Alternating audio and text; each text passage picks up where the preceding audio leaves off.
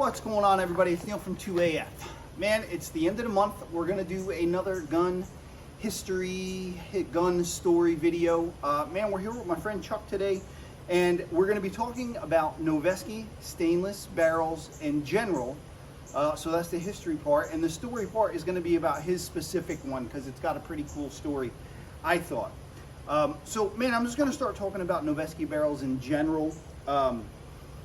That's really how Noveske got their start. If I'm not mistaken, that was the very first thing that they did, was they made precision stainless barrels for ARs. And right away, right off the bat, and this is in the early 2000s, you know, I'm going to guess 2003, 2004 time frame. They used a heat-treated 416R stainless steel, which, you know, you could tell me that you have a stainless barrel on your gun, and that says something, but there's a lot of different stainlesses that companies use to make their barrels. And then past that, even if you're using the same steel, there's a lot of different methods to go about making your barrels. So the Noveske stainless barrels really stood out in a few ways. One was that stainless steel that they were using. A next one was they used polygonal rifling in their barrels, which, as I recall, and as history has seemed to shown, you got more barrel life. Stainless steel barrels are typically always known to be a more accurate, precise barrel, but the trade-off for that, you get the more accuracy, but you give up barrel life. Usually the barrels did not last as long, at least for peak accuracy. And then it seemed to me, as soon as the accuracy started fading away, that it would hold for a good long while, and then it would fall off pretty fast after that. So that polygonal rifling gave you longer barrel life. It also gave you, because there was a better seal, there was a little bit better, a little boost in the FPS, or feet per second, that you'd get out of it. It was also easier to clean, as I remember. And then finally, no, I think that's it. I think those are the main three things that you got out of that polygonal rifling. And then the other thing that I remembered was the chambers. I was told that I'm not exactly sure how this worked, but they didn't. The chambers were a match chamber, but they could handle higher pressure ammo. So a lot of times when you get really tight match chambers that provide for excellent accuracy, a lot of times you'll see things like popped primers, or they won't load, or you'll see malfunctions with higher pressured ammo. You'll see popped primers, things like that. And then you didn't get any of that with these Noveske stainless barrels. You got the accuracy, you got barrel life, you were able to shoot these hot, spicy loads and with a suppressor, and you didn't really have a lot of problems. And so that's how Noveske really started their business, as far as I remember, was they came out with these stainless barrels that were different than everybody else. You could put them on hard-use carbines and get better barrel life than even some other non-stainless barrels, and you were able to enjoy the accuracy of a match barrel on your carbine. So that was the history of the Noveske stainless barrels that I remember. And man, we're going to have Chuck talk about his specific Noveske stainless barrel and the details about it, which, you know, I kind of thought were pretty remarkable and telling of everything that I was just going over. Well, I bought this barrel alone and built this upper basically around the barrel. I bought the barrel first and then decided to add everything else to it. It was right around 2004, right after the ban. At that point, I had a ban era gun. It was pretty entry level and wanted to upgrade, and I saw this barrel on the shelf at Neil's shop, and so I bought it and then built everything else around it.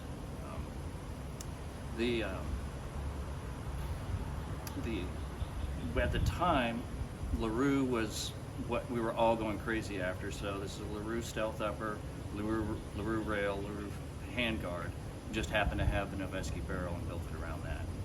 And then the color, that was just about the time that the black rifle was becoming something other than the black rifle. I think the offerings at that time were like black, and they were just starting to offer stuff in coyote, maybe. Yeah. FDE wasn't a thing yet, I don't think. And me being a sailor, just being a little bit sarcastic, I grabbed a can of Rust-Oleum paint primer and painted this in Rust-Oleum primer, and it's been gray ever since. The barrel itself has just been awesome for me. To date, I have, I think, 26,000 rounds on it, and it still shoots pretty well. I mean, it doesn't shoot as well as it did the first, but it will still hold a minute and a quarter to a minute and a half with 55 grain stuff. And if I'm shooting like Black Hills, it'll still hold. At my worst groups will be 1.2, and then every once in a while I'll still get that 0.9, 0.8 group with Black Hills stuff. What kind of tipped me off to this barrel is one day I was working and Chuck came in and he was like, "Hey, I think I'm gonna need to replace my barrel." And I remember telling him, like, "Hey, if you gotta replace your barrel, you gotta replace your barrel, no problem. That's not hard. But before you spend whatever it is, $450 or whatever on a new Noveske barrel, which is easy, we'll do that for you if you need, spend maybe $30 on some really good cleaning stuff and scrub that barrel out. If you can't remember the last time you cleaned it really well, let's just start doing that." And I remember he told me something like, "I don't really remember the last time I really scrubbed the barrel." Because at that point, your groups had opened up quite a bit. Yep, they were starting to open up. I was still doing like casual cleanings and stuff, like hops and stuff like that. But after you said that, I went back to like old school, like sweets, like Sweet 762 and JB bore paste, and got in there and just did like just right down to bare metal, aggressive cleaning. And then went back out, and then I shot the groups that I sent you the pictures of yesterday. Yeah. The 5-shot group was my 77 grain reloads. The 10-shot group was with 55 grain, like M193. Well, they were also my reloads, shooting M193 bullets. And I remember asking you at the time, like, if you think you need to replace this barrel, like, because that's not common. If you shoot a lot, you'll have to replace your barrel. But the common gun shooting public, of which I am certainly a member, most of us are not shooting enough to shoot out a barrel, at least not very often. So I remember I asked him how many rounds he thought he had through the barrel at that point. And do you remember what you said? Mm-hmm. Yeah, because at that point I was shooting nothing but my own reloads, and I had shot 5 sleeves of primers and 2 bricks of primers, so it was 22,000. So when he told me that he had 22,000 rounds through a stainless match barrel, I was like, well, maybe it is time. And if that's the case, no problem, we'll get it done. But still, give this a try first. And so, like I said, he scrubbed out that barrel, took it back to the range, and the groups definitely shrunk down to a pretty acceptable range. I mean, you're shooting better with this today, or at least the same with this today as, maybe an inexpensive match barrel. And, it's 20 years later. And, approaching, he mentioned approaching, but not quite 30,000 rounds later. And the barrel is still accurate. Maybe not as accurate as it was in its, first phase of life. But man, still being able to shoot MOA-ish, either a little above or a little below, that's still very acceptable. And not all those, and like I said, I think around 26,000 rounds, and it's not like those are casual bench, slow shooting stuff. This has been through everything from the Magpul classes back in the early 2000s to a Kyle DeFleur class just last year. I mean, it's aggressive firing schedules. It's been hot. That's 1,000 to 2,000 rounds. Some of those Magpul classes, I remember shooting in excess of 2,000 rounds in a weekend. Yeah. So and it's gotten, it's not like it was casual slow shooting. Yeah. Match environment, class environment. And just before we started talking here, you mentioned, this is a high round count gun, not unrealistic, but you talked about the parts that had to be replaced. And I thought that was interesting to go over because, there are wearable parts on this gun. And if you buy good quality parts, and everything on this gun that I can tell is definitely good quality parts, they'll last you for this, you can't say lifetime because you had to replace some parts, but they'll last you many years of reliable service and the parts you had to replace are all Consumables. fairly minimal. You know, I don't think that there was a $10 part you had to replace. What were some of those parts you mentioned? The J-spring and the trigger. It's an LMT two-stage trigger, so the J-spring, is that the right term for it? Yeah, you know, I can't replace a J-spring. Did we send that back and they replaced it or fixed it or I something? think you just swapped it out for another LMT trigger. I think and that's then what I sent did. it back. Yeah, you yeah. took care of me. One way or Yeah, the other. I don't know how to change that spring, so that was probably free. Good on LMT. Yeah. The ring and spring under the extractor.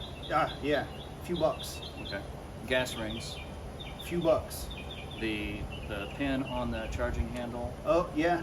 Broke that. PRI probably replaced that for free, and I think they've upgraded that now to a solid pin. Okay. And then I snapped off the indexing pin on the barrel extension. Oh yeah. Over torquing a muzzle device like an idiot. But I sent it back to Noveske and they mocked me and said, nah, and then they fixed it and sent it back. So, but that's the wear parts on this thing. That's it. So approaching 30,000 rounds and probably under $25 of actual parts, parts that you had to replace. Mhm. You know, the main parts on this gun, they'll last a good long while, and you know, the Noveske barrel, a barrel is definitely a replaceable part. I would expect most of your barrels, chrome lined, hammer forged or not, by the time you're approaching 30,000 rounds, you probably would have replaced your barrel already. And you know, we're looking at the Noveske Stainless barrel, which is allegedly, or at least commonly, the barrel you have to replace more often, and this one is still going. So I always thought that was pretty impressive. Yep. Man, anything else about the gun? Well, just one thing I do think is remarkable is I got the bore scope. Mm-hmm. And you look inside, and it's still grouping perfect. You know, well, not perfectly, but you know, it's still grouping very, very impressively. But the texture on it, you would look at it like a few inches in front of the chamber, and you can actually see where it has cooked metal. Yeah. Not so much to the gas port and beyond. The gas port itself is eroded. It has like a tail now and all of that. So if you weren't to shoot it, if you were just to pick it up and run a bore scope down it and look at the bore scope itself, you'd be like, oh my God, that thing's had its day. And then you take it out to the range, and it's still shooting a minute and a quarter with 55 grain ammo. I have a bore scope. I don't know a ton about it. The main thing that I know about bore scopes is that most of us with them don't really know what we're looking at, or don't really know what's important to look at. Right. You know, it's deceiving. Yeah, I've seen tons of people post bore scope videos of like brand new barrels, and they're like, this is scary. And then somebody who knows what they're looking at, they're like, that's no problem. That's that is normal. So anyway, I'm sure a lot of that has to do with the way that the polygonal rifling is and the way that it was cut in. And you know, since before I had ever even shot a round through a Noveske Stainless barrel, I had always been told that was one of the big advantages, is that even if you might be able to find a slightly more accurate barrel than a Noveske barrel, not to say that it's not accurate, because I know that, and I have seen that they're accurate, you might be able to find a slightly more accurate barrel. It is wildly unlikely that you are going to be able to find one that lasts as long. And I've always heard that, and then this was a true, real example of that. All right, that's all we got for you. If you want it, Noveske stuff has been a little hard to come by. We don't have it on the website normally. If you want one, especially barrels, I have decent access to them. So just head on over to 2af.com. See what's over there. While you're there, get signed up for emails. That's the best way to keep track of what's coming into the warehouse, what's going out of the warehouse, and what's going on around the warehouse. If there's something that you want, you don't see, just send me a message, Neil at 2af.com. You can email there, text, or call 904-593-6922, or just message me on any of these social media platforms. Always happy to take care of anybody I can. Always happy to help when I can. And thanks, Chuck, for sharing your gun with us. Very cool story, very cool rifle. I hope to see you out shooting with us again soon. I'll be out. All right, man. Thanks, Chuck. Thank you. Thank you.